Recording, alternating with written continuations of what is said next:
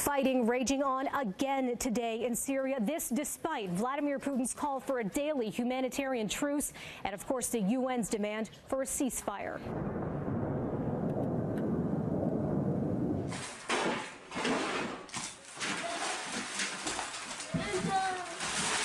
Syrian government warplanes hammering eastern Ghouta today, according to activists on the ground. This, the same region near Damascus that's been targeted for about a week and a half now. As for Russia's president's call for a safe route allowing civilians to get out of the conflict zone, it looks like that's been ignored. The United Nations saying today the ongoing fighting makes it impossible to bring in aid or rescue the wounded.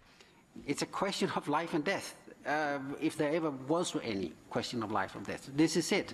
We need 30 days cessation of hostilities throughout Syria as the Security Council resolution demands. And now the world's chemical weapons watchdog is investigating recent suspected chlorine gas attacks in eastern Ghouta.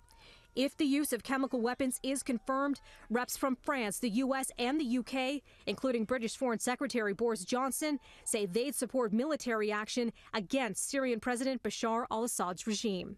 Can we allow the use of chemical weapons, the use of these illegal weapons, to go unreproved, unchecked? And the New York Times reporting today that North Korea has been shipping supplies to the Syrian government that could be used in the production of chemical weapons. This based on an unreleased 200-page United Nations report reviewed by the paper.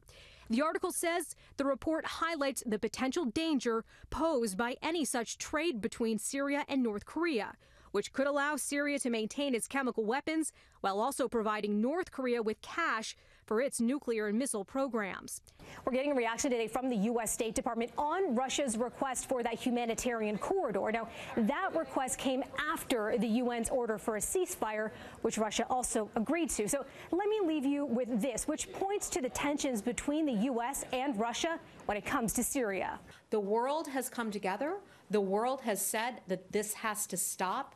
I find it ironic when Russia calls for a humanitarian road, a humanitarian zone. You know what the humanitarian zone is? It's the entirety of Syria, not just one little area that Russia cutely tries to carve out. It should be the entire country, because that is what Russia and those 15 other countries agreed to in the UN Security Council resolution.